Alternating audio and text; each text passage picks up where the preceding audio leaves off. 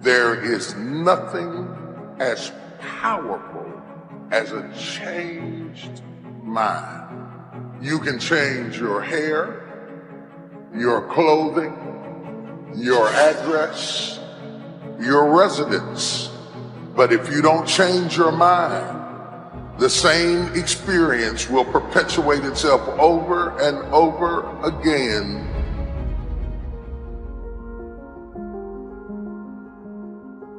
You know, nothing happens unless you change. So change is not our enemy, it's our friend.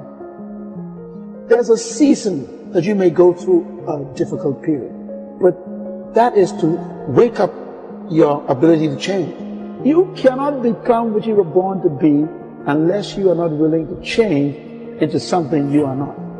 This is why change is so important. I like what it says here.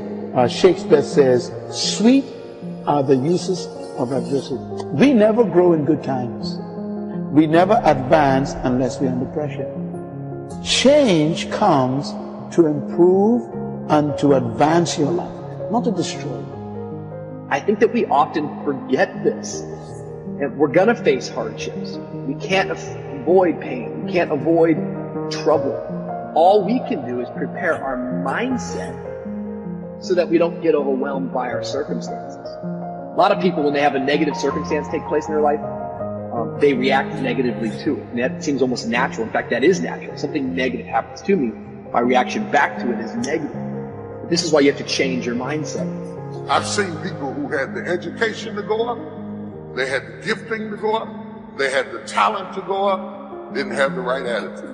And eventually, if that attitude, if that heart, if that invisible part isn't right, you can have all the talent in the world, but you will always end up getting spoiled by your own attitude. Yes, you'll get the opportunity. Yes, you'll get the job.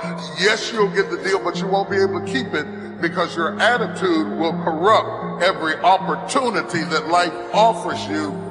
You never saw it coming. Life isn't what happens to you when you're looking.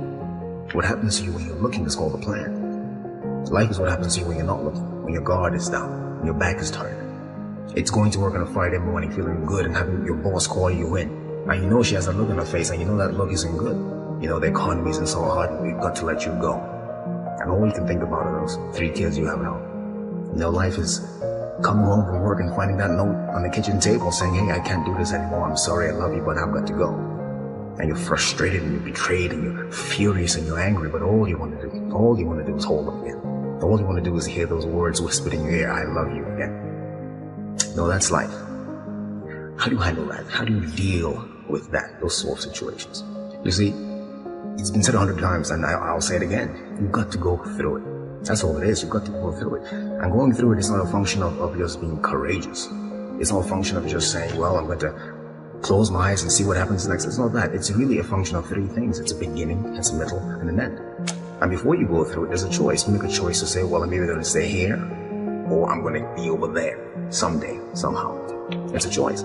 So going through it and thinking about these 3 steps, beginning, middle, and end, you can really save yourself a lot of trouble and you can discover something more about yourself. It's called life and it's not personal. Stuff's going to happen. And if you make it to the 40-yard line, if you can make it to age 40, between 40 and 60, it begins to intensify. All kind of things happen. Between 40 and 60, my mother was diagnosed with breast cancer and finally died. Between 40 and 60, I was diagnosed with prostate cancer. Between 40 and 60, I went through a divorce from someone that I loved very much.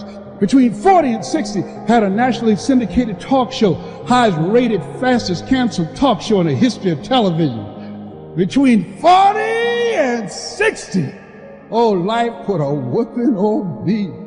It ain't personal. It's called life. I was homeless, man. I mean, you're in a position where you're going, I got nowhere to go except up. I might as well keep hustling. I was in comedy.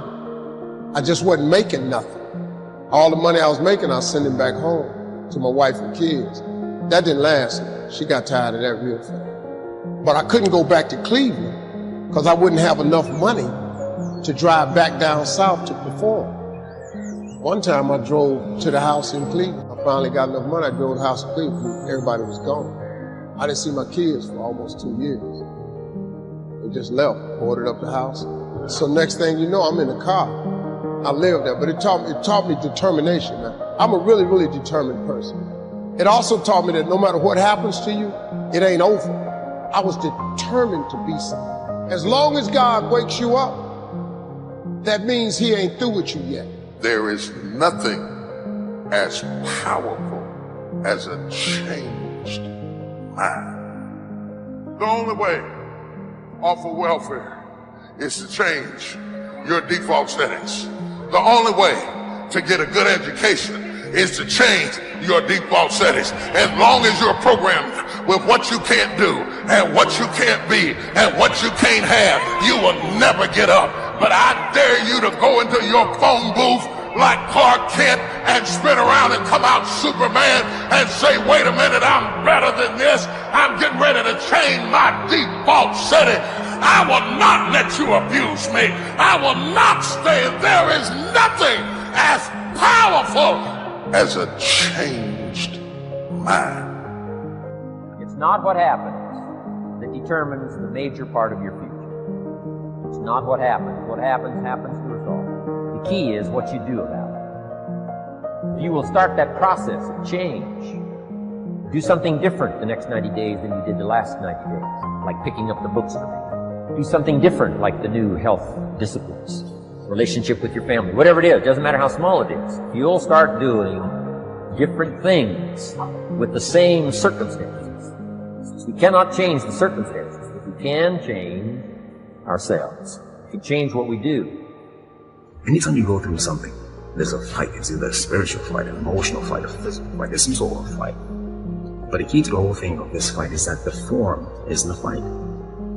That's the only thing you should take away from here today. The form is in the fight. What does that mean? It means that you don't get to become this interesting, dynamic, creative, courageous woman, amazing man without going through something. Right? That's what the form is. The people who are form and the people who you see them and they stand out to you because you know there's something about them. They figured something out about life. They're attractive to you. They're interesting to you. These people have form because they've gone through something. You know, so don't run away from the fight. Meaning, go through it. Don't be afraid to go through it. Get through it, because at the end of getting through it, I guarantee you there's at least one thing you discover about yourself. You discover that there's a version of you haven't discovered yet. You don't even know exists yet.